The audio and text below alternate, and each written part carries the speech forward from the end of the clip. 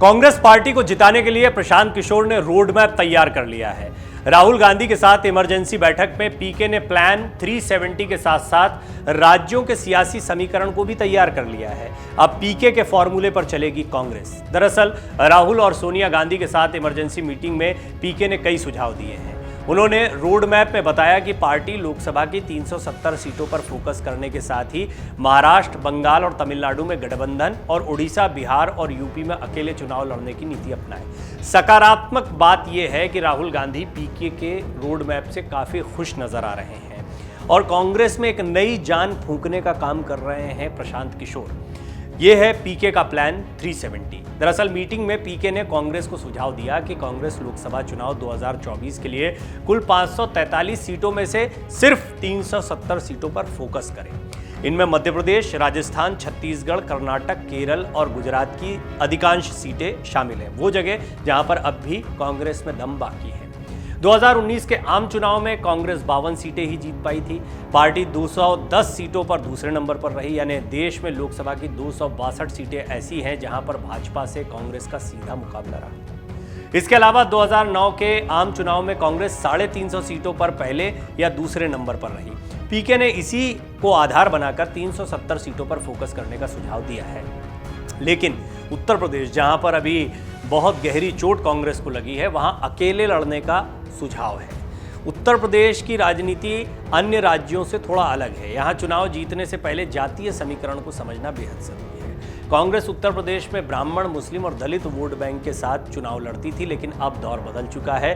अब ब्राह्मण बीजेपी के साथ, वही मुस्लिम सपा के साथ और दलित मायावती के साथ हो गए हैं। अब उत्तर प्रदेश में कांग्रेस की जमीन नहीं बची है। शायद इसलिए पीके उत्तर प्रदेश में कांग्रेस को गठबंधन का सुझाव नहीं दे रहे हैं।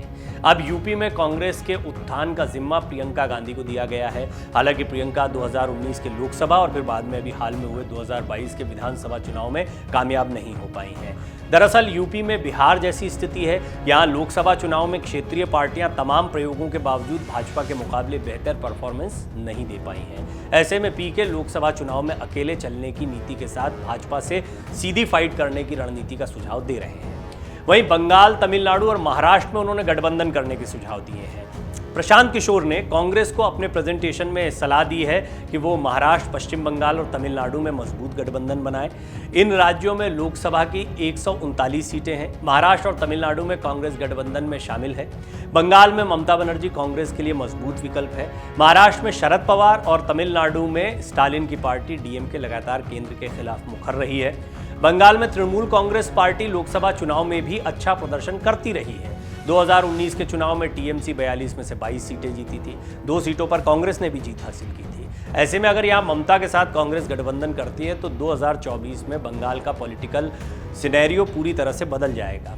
48 सीटों वाले महाराष्ट्र में अगर तीनों पार्टियां मिलकर चुनाव लड़ती हैं तो यहां भी कांग्रेस को फायदा हो सकता है। तमिलनाडु में भी कांग्रेस का स्टालिन की पार्टी डीएमके के साथ गठबंधन है। दोनों दलों के गठबंधन ने 2019 में 39 में से 38 सीटों पर जीत दर्ज की थी।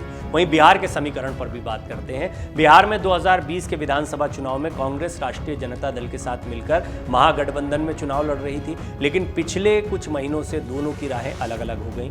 चुनाव के बाद तेजस्वी यादव ने हार की वजह कांग्रेस के साथ गठबंधन को बताया था। बिहार में लोकसभा की 40 सीटें हैं, जिसमें से 39 पर भाजपा और जदयू गठबंधन ने जीत हासिल की थी। कांग्रेस के खाते में महज 1 सीट आई थी। बिहार में लोकसभा चुनाव का ट्रेंड देखें तो वहां पर विधानसभा की तुलना में कांग्रेस और राजद गठबंधन फिसड्डी साबित हुआ था। अब बात करते हैं ओडिशा में नवीन पटनायक की चुनौती की।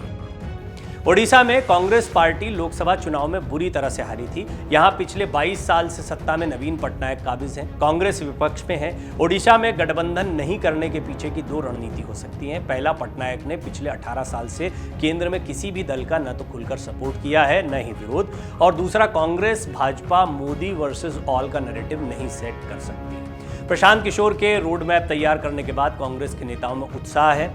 बैठक के बाद एके एंटनी, मल्लिकार्जुन खड़गे और अंबिका सोनी की एक कमेटी बनाई गई है। हालांकि प्रशांत किशोर को पार्टी में कौन सा पद मिल सकता है, इस पर सस्पेंस बरकरार है। Video desk amarujala.com। डाउनलोड करें अमर उजाला ऐप और पाएं खबरें लगातार। अगर आप ये वीडियो YouTube पर देख रहे हैं तो हमारे चैनल को सब्सक्राइब करें और बेल आइकन को दबाना ना भूलें। अगर आप Facebook पर ये वीडियो देख रहे हैं तो हमारे पेज को लाइक करें।